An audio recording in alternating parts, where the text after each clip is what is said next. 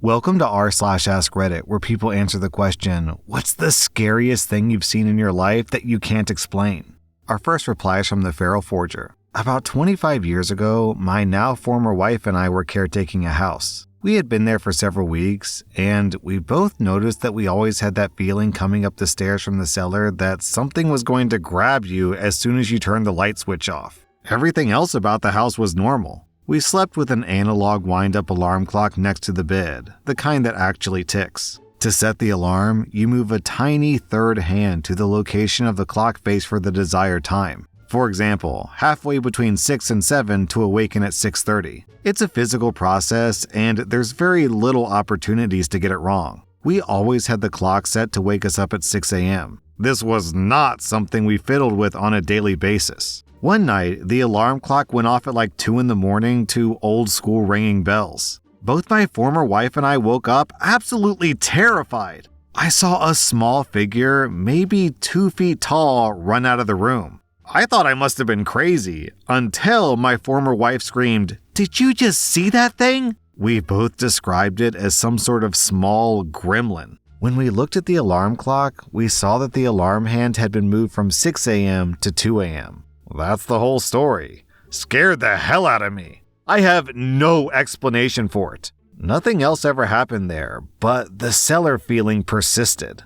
Then, beneath that, a similar story from Professional Ball. My parents' bedroom and my bedroom are connected by a long hallway. You could see directly into one other room just by staring at the door of the other. So, we being kids, our parents arranged their bed so they could lay in their bed and easily look across the hallway into our room. So one night, my dad stares into our room from his, and he notices that from inside of our room, on the top side of the door frame was some ugly dark face upside down, like a lizard was on the wall peeping from our room staring back at my dad across the hallway.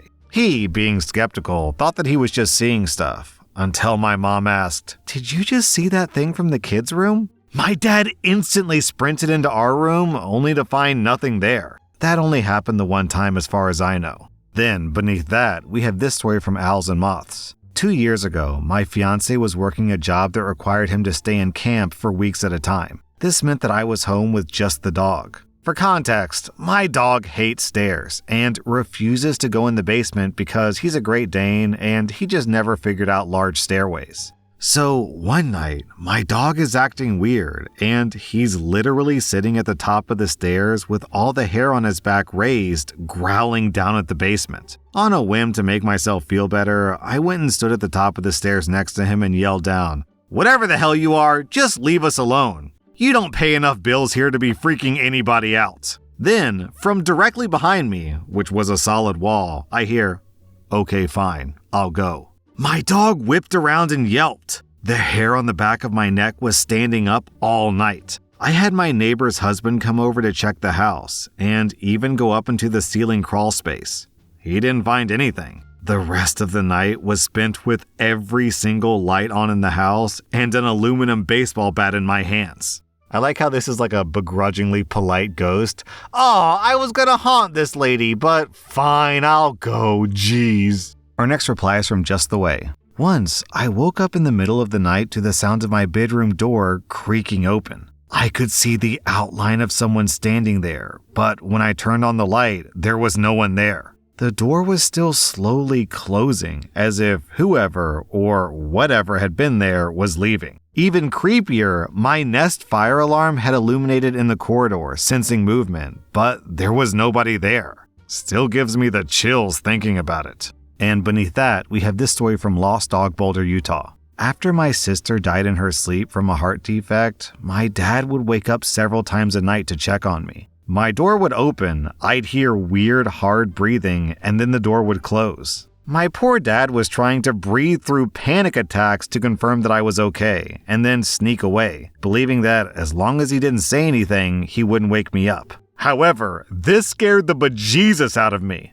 Me, being a dumb kid, didn't figure out that it was my dad, until his nightmares got so bad that he couldn't tell if I was breathing and he tried to take my pulse. He was shaking so hard, so he jabbed his finger into my ear and my eye before I woke up enough to yell. After that, I would hear my door open and just call out, "I'm okay, I love you." I am all grown and have kids of my own, but occasionally he'll still shoot a text around midnight or very early in the morning, just checking to make sure that I'm all right. He doesn't want to wake me up, but 30 years later, he still worries.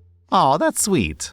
Our next reply is from Squambish. I was riding my bike down a rural road when I was 9, and I found a garbage bag filled with red sludge and white sticks. I thought it was blood and bones, but I had a very PG childhood, and I'd never even seen pretend blood and bones, so I had nothing to compare it to. I told myself that it wasn't what I thought it was. After all, why would there be a ripped open garbage bag filled with blood and bones? 2 days later, I thought, just go look again, and if it's what you think it is, tell a grown-up. I biked back to the area, and it was gone. I'm now old enough and have watched enough stuff to confirm that it was blood and bones. And beneath that, we have this story from Grand Moff Tarkles. I was going for an hour-long run down a gravel road back in 2013. It was a fairly well-known rural rail trail, but not too busy. The closest parking spot was a couple of miles away at that point, and I was headed back to my car. In the distance, I see some guy walking towards me. As I get closer, I can see him better, but something feels off.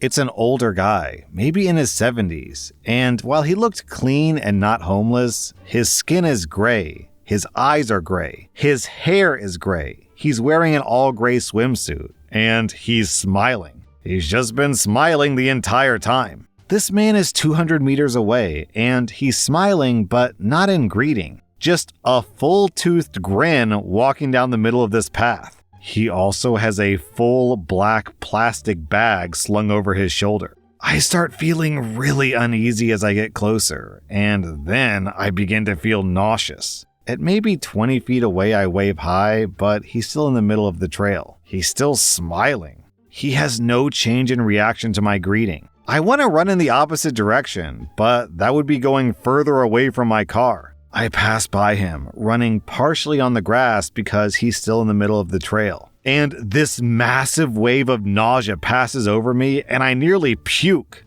The smell was so bad. I want to say it smelled like death, but somehow worse. I just start sprinting, maybe the 200 meters. I turn to look back, and the man is gone. It's a flat, rural area. I can see for miles, and this man is just gone, along with his black plastic bag. It still creeps me out to this day. Then beneath that, a similar story from Crispy Kling the Prophet. About 4 to 5 years ago, I was living right outside of Detroit. To those unfamiliar with the area, Detroit actually has a lot of areas that are very nice, but the city is still very much a 2 wrong turns and you're somewhere very not nice. The city that I'm in is quite nice and legitimately less than 5 minutes from Detroit, so I'd work in the city. I also like to jog at night. It's cooler and there's barely any people around. Sounds stupid in Detroit, but I know the area well and I don't keep headphones in. About 15 minutes into the jog, I hear footsteps. Not casual footsteps, but full-blown sprinting, and they're strangely loud. Ahead of me is a large black man wearing all black, and he's in a full-blown sprint. He's a block ahead of me, and these blocks aren't that large. He has a full grin on his face, and there's something steel in his hand, and he's barreling at me.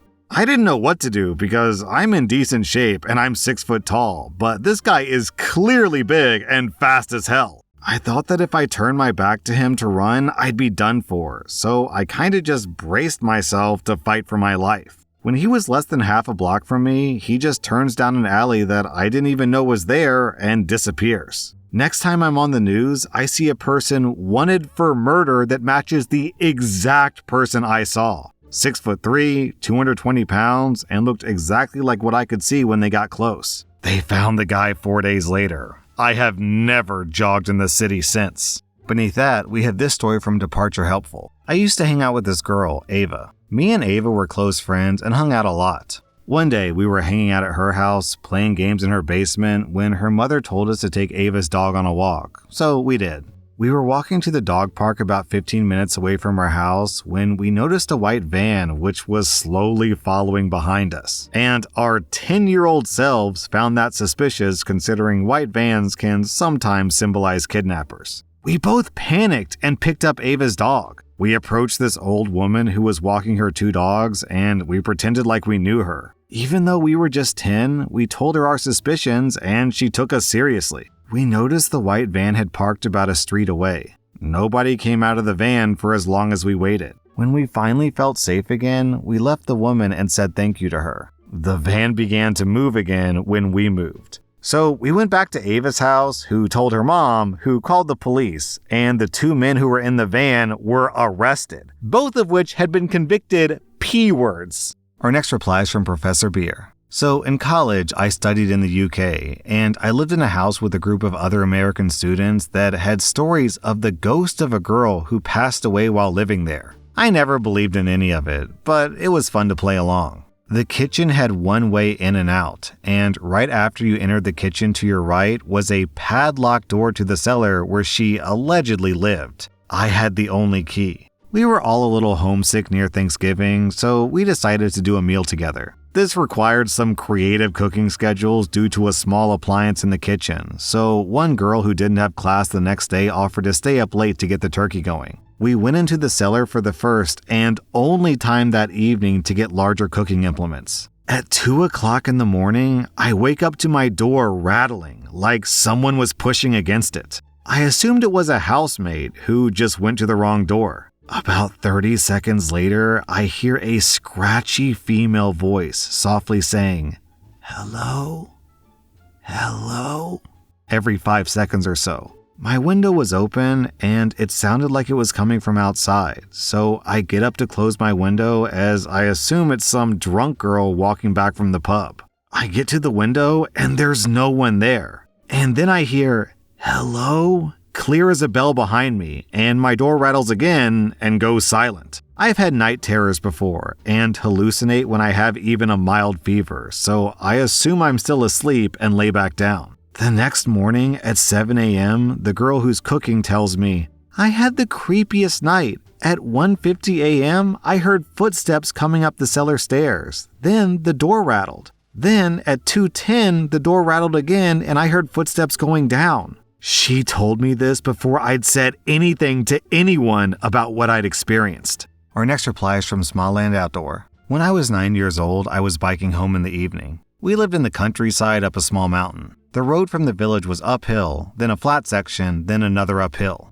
The road lights only illuminated up to the first part of that flat section. I was a bit afraid of the dark, so whenever I got to the end of the lights, I would stop just long enough to gather courage to bike the last section home. The moon was out, so it wasn't pitch black, and at the end of the uphill section, I saw a figure walking down the road towards me. I thought that I would wait until he or she got closer, as I would feel less afraid to bike in the dark if there was someone else close. But about halfway down the hill, this person walked into a thin shadow of a tree on the road and never came back out. Just disappeared.